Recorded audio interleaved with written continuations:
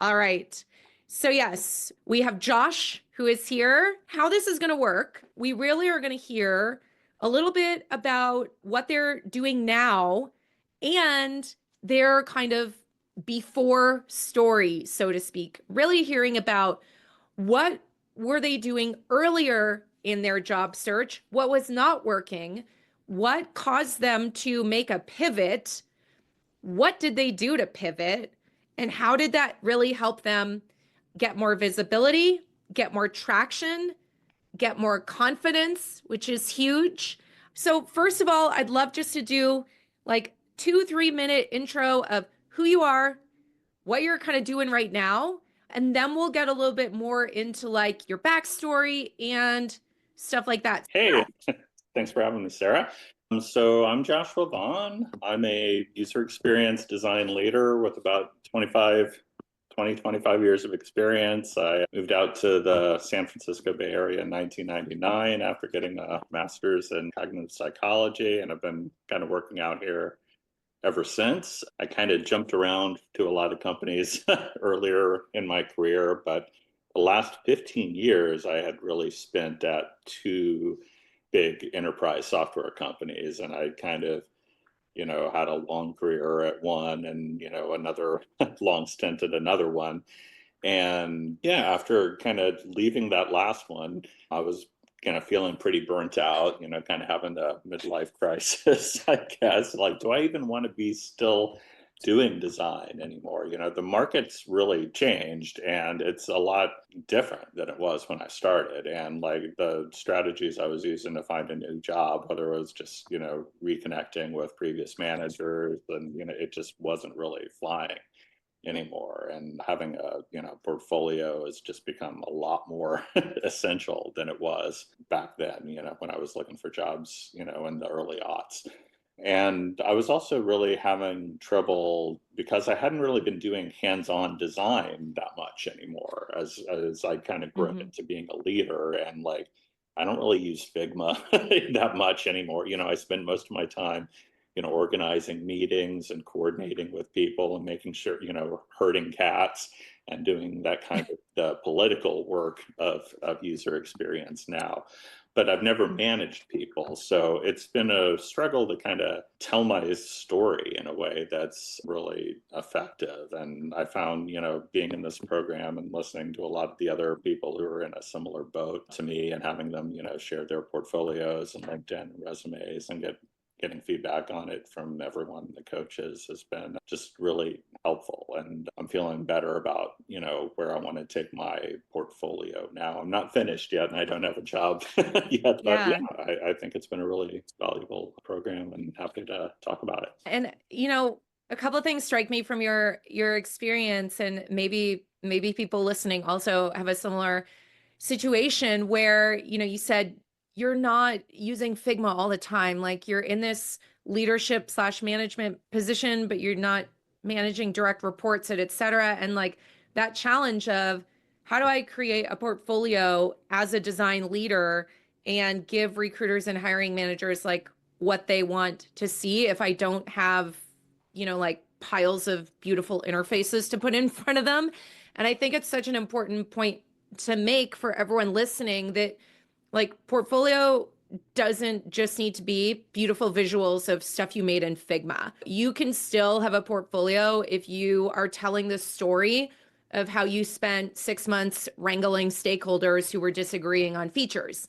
You can still make a portfolio if you were doing a lot of research and never opened up Figma. And so portfolio, like we really see it as a storytelling tool that is very focused on telling the story of what you did despite you not having beautiful interfaces or something, because that is just not the reality for so many people, because UX, it's this umbrella with so many roles underneath it. And like a UX writer is not going to have a beautiful Figma style portfolio, right? So yes, Josh, I think you're a great example of someone who is taking that challenge of telling the story of how you really tackled design, like management, design ops almost, and translating that to a portfolio. As you've kind of heard, Josh became more confident with the portfolio as well.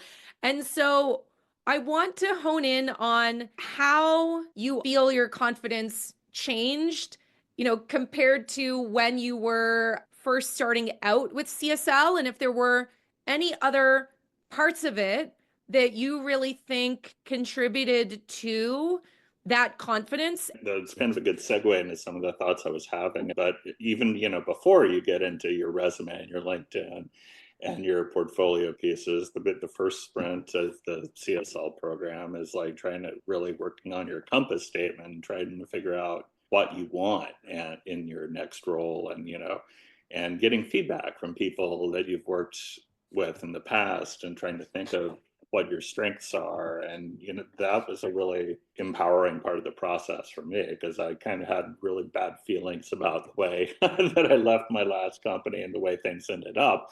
But when I talked to some of my previous coworkers, and it was like, oh, one thing that I really admired about you, Josh, is that you were able to run this whole review process and kind of wrangle all these people, even though none of these people reported to you. It's like, anyone can be a manager when you're managing people that report to you, but you were a leader. And it's like, wow, that's, I hadn't really thought of it like that before. And that really made me, think about, okay, well, what do I want to do next? And what am I trying to do? And how am I going to sell that, right, in my resume and my LinkedIn and my portfolio? It's like, I don't want to be a designer in like a junior designer anymore. I don't want to make a bunch of Figma mockups. I kind of want to keep doing the leadership work that I'm doing, right? And so that really affected, how I wrote about myself and wrote about my accomplishments and the kinds of jobs that I was trying to apply for. Josh, you brought up something, and it's so ties nicely, but you mentioned this part of Career Strategy Lab where we have you go back and ask, former managers or colleagues, who you feel comfortable with. We don't mandate who you need to talk to, but the activity is really, let's go back and ask people who know you to speak to what are your strengths, what are your superpowers, etc. And that activity can be so powerful because sometimes, myself included, we are too close to ourselves to recognize what we're great at.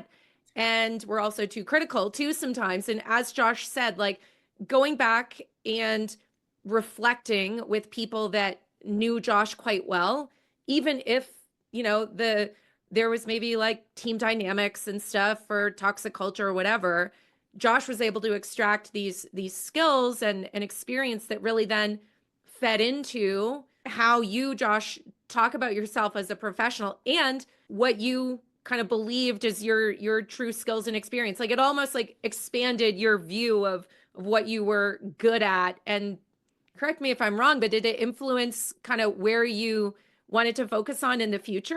Yeah, I think so. Like this job I recently applied for was more like of a design operations, design leadership role. And that was, something that was maybe at a company that was a little in a completely different domain than the kind of things I've worked on before. So just seeing that those roles were out there as opposed to all the roles I was looking at before seemed to be not necessarily what I wanted to do next, right? So Right. we talk about a lot, well, it's better to really put in the effort to apply to 5 jobs that are really strong fit than to apply to 500 jobs where you're just clicking easy apply and not giving any specific thoughts to each one. It's like this, I really wanted this job. It was like I wrote a detailed cover letter and I got pretty excited about it.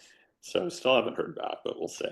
But even just Fingers crossed. even if I don't get it, right, it's like I feel better just knowing that there are positions like this out there that would be a better fit for me. I love it. I love what you said. There's positions out there that would be a better fit for me because I know, as you said, so many people are just apply, apply, apply, apply. And then, okay, what if you do get the job, but then 6 weeks in, you realize, oh, like this is not what I wanted. You're either going to quit or you stick it out. And it's like, you don't want to end up in that situation. So it's partially recognizing what you want in the future and then having that persistence and patience. And I know not everyone has, the situation where you can be picky, but if you do, Josh is a great example of how you're literally doing that right now.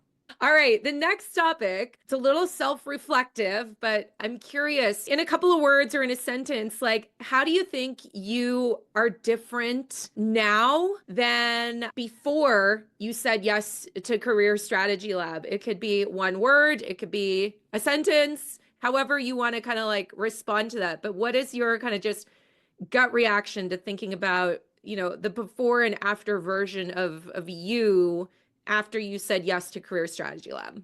I feel Yeah. more confident. I feel more clear about what I want next. And even though I'm not there yet, I think I've got a better sense of what I need to do to get me there. There's still a little ways to go, but yeah, I can see the light at the end of the tunnel, right after you're unemployed for a while, it can get dark Yeah. in that tunnel. So it's been a good way to see the end is in sight. I love that analogy. And I think kind of the subtext to that is not trying to conquer this all alone, too, because it's not something that you can necessarily talk to your, friends or partner or, other people. And eventually you kind of exhaust all the advice that they can maybe or maybe not give you. And I think the community is such a huge part of helping with giving that light at the end of the tunnel, as you so eloquently said there. Yeah. All right, last question, I promise. What is one piece of advice you would give someone who was thinking about or who joined Career Strategy Lab today? What would you say to them? It could be as simple or as not simple as you wish. The thing I've been struggling the most is just with the time management aspect of it. And if I could start it over, I would like really try to block out more time and devote to it every day. Sometimes, I kind of get ribbed sometimes by the coaches for like I spend so much time helping other people and giving advice to the younger people in the community sometimes that I forget to work on my own stuff. And, I'm still, trying to finish up that portfolio, but you got to keep your days organized and try to, make time. Okay, here I'm going to spend this much time on me, and I'm going to spend this much time networking and helping other people. And it can be hard because there's only so many hours in a day. Yeah. Yeah, it's hard, right? Like especially if your personality is like a giver and it fills you up to help other people, right? Yeah, So it's that's why you. all these people were just telling me made me a good leader, right? But here it is biting me. Yes.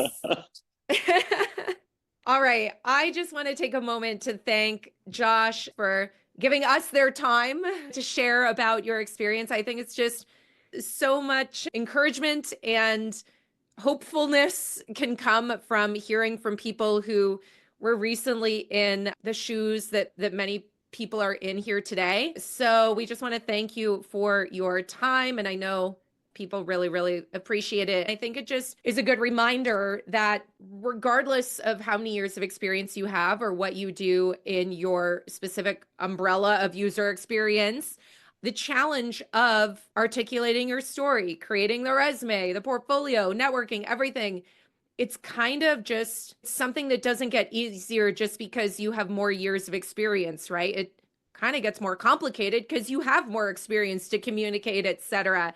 And so I think it's just an important reminder that Career Strategy Lab is not just for people with a certain number of years of experience, because as you saw, all these people have very, very different experience. All right. Thank you, everyone. I hope you were encouraged by the stories of people.